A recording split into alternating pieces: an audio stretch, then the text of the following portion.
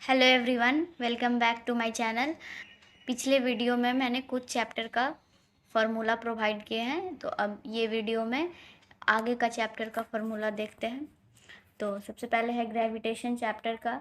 और पिछले वीडियो में जो भी फार्मूला है कि उम्मीद है कि आपको अच्छा लगा होगा और आप उस पर क्वेश्चन प्रैक्टिस ज़रूर किए होंगे। और नेक्स्ट चैप्टर का देखते हैं। ग्रेविटेशन का है, ये gravitational force, relation between small g and capital G के बीच में है। Small g acceleration due to gravity, फिर ये ग्रेविटेशनल पोटेंशियल, ग्रेविटेशनल फील्ड, और जितना भी फार्मूला है सारे इंपॉर्टेंट फार्मूला है, आप पॉज करके नोट कर लें और इस पर क्वेश्चन प्रैक्टिस जरूर करें। फिर टाइम पीरियड ऑफ सैटेलाइट है, फिर ऑर्बिटल वेलोसिटी, एस्केप वेलोसिटी। और escape velocity in terms of density, ये डायरेक्ट वेरिएशन का क्वेश्चन आ जाता है इस पर, तो ये आप लिख लें। फिर है relation between escape velocity and orbital velocity. Escape velocity और ऑर्बिटल वेलोसिटी में क्या रिलेशन है। और उसके बाद ये केपलर सेकेंड लॉ है, dA/dt equal to L/2m, law of area. Next है केपलर थर्ड लॉ, T1/T2 का square equal to A1/A2, A1/A2 where A radius है। अब है रोटेशनल मोशन, ये सेंटर ऑफ मास निकालने का फॉर्मूला है। ये centre of mass of two particle system, दो पार्टिकल के बीच का निकालने का है।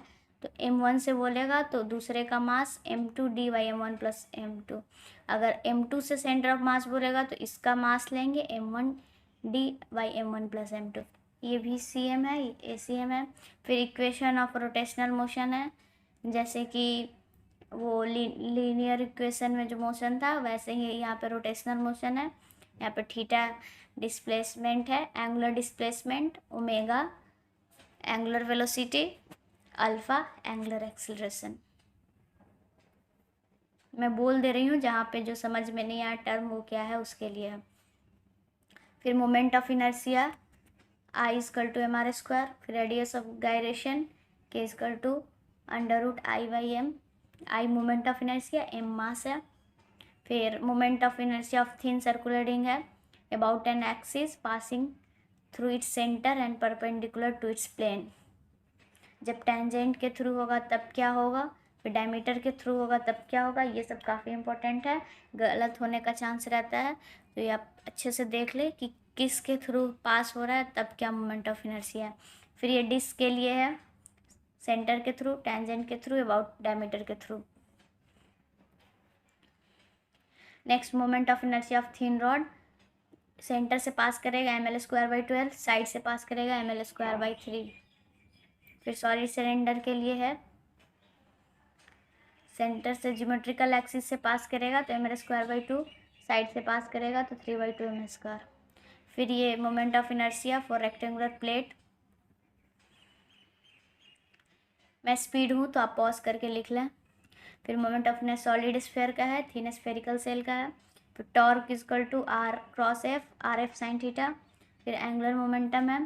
फिर ये motion of body rolling down without slipping on an inclined plane, ये इंक्लाइंड प्लेन का केस है, उसमें एक्सेलरेशन निकालने बोलते हैं, सब डायरेक्ट क्वेश्चन आता है, वेलोसिटी निकालने, टाइम निकालने, तो आप इस पे यूज़ कर सकते हैं।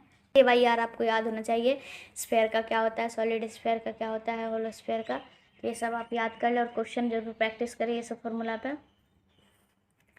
Next conservation of angular momentum based पे भी क्वेश्चन आता है। और फिर rotational kinetic energy, total kinetic energy, work done by torque. फिर आते हैं इलास्टिसिटी चैप्टर में, हुक्स लॉ क्या है, stretch dielectric proportional to strain होता है। फिर ये यंग मॉडुलस का फॉर्मूला है, ये बल्क मॉडुलस का, ये मॉडुलस ऑफ रिजिडिटी का फॉर्मूला है। ये फिर पोटेंशियल एनर्जी है, ये elastic potential energy per unit volume है, half Young modulus into strain का square. Poisson ratio, lateral strain by longitudinal strain. फिर आते हैं हाइड्रोस्टैटिक्स की तरफ, P equal to h ρg। फिर variation of pressure with depth, तो atmospheric pressure plus h ρg, h कितना हाइट तक है, rho density of liquid, g acceleration due to gravity. फिर ये आर्किमिडीज प्रिंसिपल है, इस पे बेस्ड भी क्वेश्चन आता है। मैं सारी इंपॉर्टेंट फार्मूला बता रही हूँ जिससे डायरेक्ट क्वेश्चन बने और इस पर आप डायरेक्ट प्रैक्टिस कर लो क्वेश्चन का। ताकि एग्ज़ाम में एक भी क्वेश्चन ना छूटे। अब आते हैं हाइड्रोडायनेमिक्स की तरफ। हाइड्रोडायनेमिक्स में पहला फार्मूला है फोर्स का टर्मिनल वेलोसिटी के रेस्पेक्ट में। यहाँ पे ये एन विस्कोसिटी है। फिर टर्मिनल वेलोसिटी का क्या फार्मूला होता है, 2/9 r² sigma minus rho by n g, जो कि एन है कोफिशिएंट ऑफ विस्कोसिटी। और इस पे ना r² के रिस्पेक्ट में वेरिएशन दे देगा कि इतना रेडियस है इसका टर्मिनल वेलोसिटी। ये इतना लंबा सॉल्व करने नहीं देता है, वेरिएशन पूछता है इस पे, तो आप इस पे क्वेश्चन प्रैक्टिस कर सकते हैं।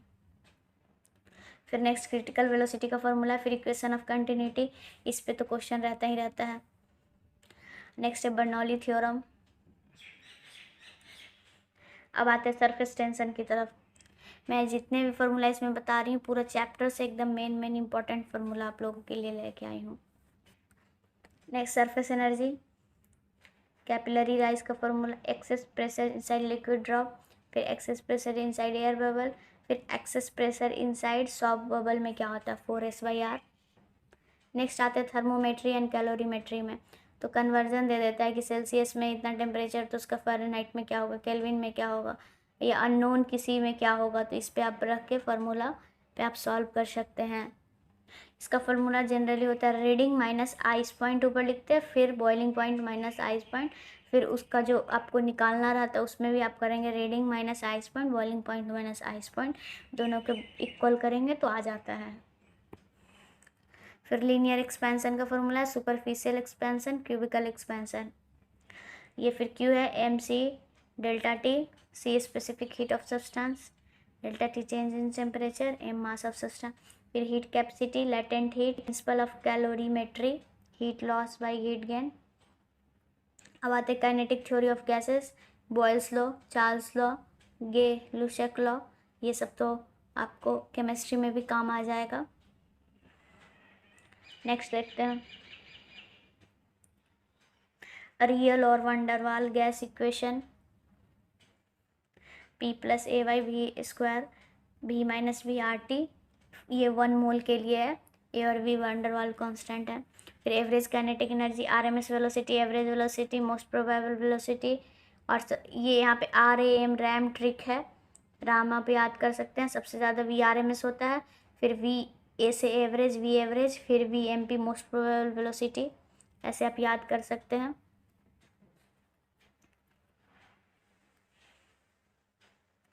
और नेक्स्ट है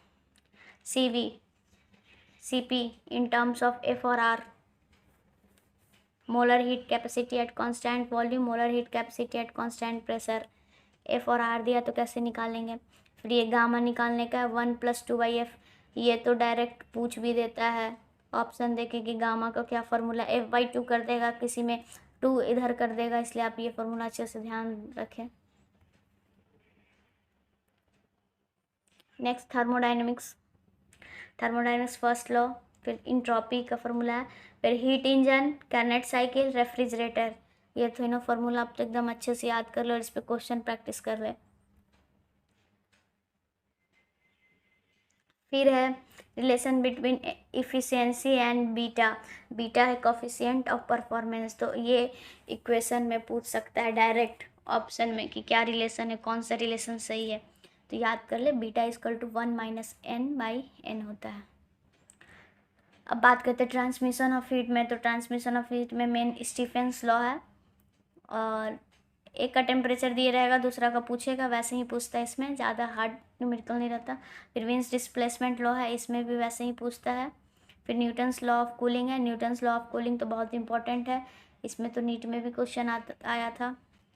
फिर आते हैं ऑसिलेशन की तरफ, तो वेलोसिटी निकालने का फॉर्मूला है, ए है एम्पलीट्यूड, वाई है कि कितना तक जा रहा है डिस्टेंस, फिर v max A omega, force in SHM।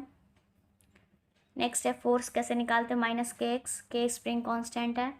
फिर एनर्जी कैसे निकालते हैं, पोटेंशियल एनर्जी, टोटल एनर्जी, ये तीनों का फॉर्मूला याद कर ले, इस पे क्वेश्चन आता है। फिर नेक्स्ट है साउंड वेव स्पीड कैसे निकालते हैं, √T/m, T यहाँ पे टेंशन है, m है मास पर यूनिट लेंथ। फिर ये इक्वेशन दिया रहता है, आपको उसके अनुसार बताना रहता है कि वेलोसिटी क्या होगा, लैम्डा क्या होगा। तो इक्वेशन जो आपको दिया रहेगा, ये इक्वेशन लिख के आप इक्वेट कर सकते हैं और आपका आंसर आ जाएगा। साउंड वेव से जनरली सिंपल ही क्वेश्चन आते हैं। फिर relation between phase difference and path difference है ये। Phi is equal to 2π/λ delta X. ये फार्मूला आप लाइट में भी पढ़े होंगे। फिर open organ pipe, close organ pipe. तो ओपन ऑर्गन पाइप में V/2L होता है, ये याद रखें। इसमें 1 2 3 डायरेक्ट आता है, V/2L, फिर V/2L, जैसे N1 हुआ, 2N1, 3N1, ऐसे ही आएगा, ऐसे याद कर ले।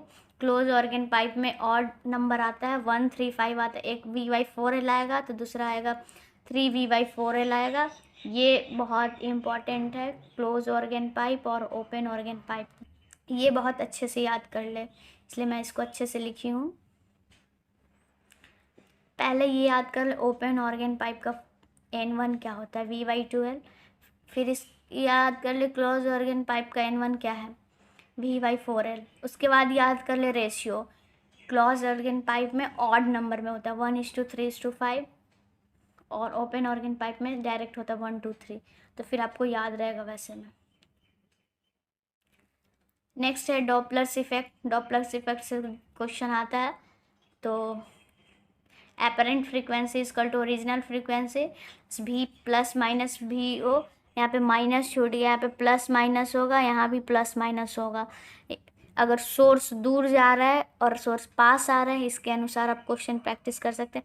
यहाँ पे इस फॉर्मूला में छूट गया, सही कर ले। V प्लस माइनस V0 होगा, फिर यहाँ पे V प्लस माइनस VS होगा। V0 है वेलोसिटी ऑफ ऑब्जर्वर, VS है वेलोसिटी ऑफ सोर्स। और ये कंप्लीट 11th का फॉर्मूला हो गया और क्लास 12th का फॉर्मूला नेक्स्ट वीडियो में। तब तक आप इस फॉर्मूला पे क्वेश्चन प्रैक्टिस कर ले। क्लास 12th का फॉर्मूला मैं नेक्स्ट वीडियो में लेके आऊँगी। और भी कोई डाउट है तो कमेंट में पूछे।